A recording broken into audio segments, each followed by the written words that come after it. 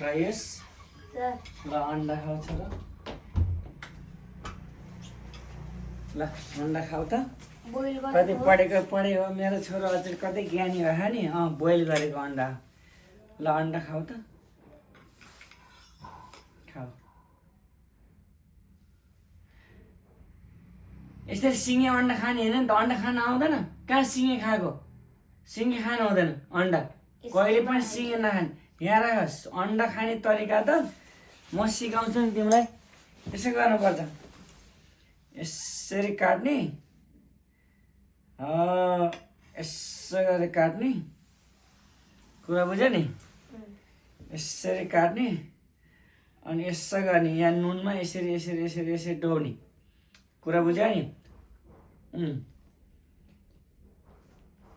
खानुपर्छ बुझ्यो बुझ्यो फेरि यसो गर्ने यसरी नुन डोब्ने अनि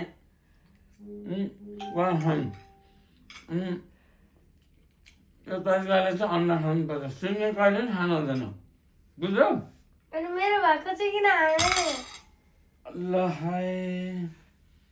तिम्रो अन्डा पो है तिमीलाई खुवाउन ल्याएको ल म त बिर्सेर सिकाउँदै आफै खाएछ ठक्क फेरि अन्डा ल्याएर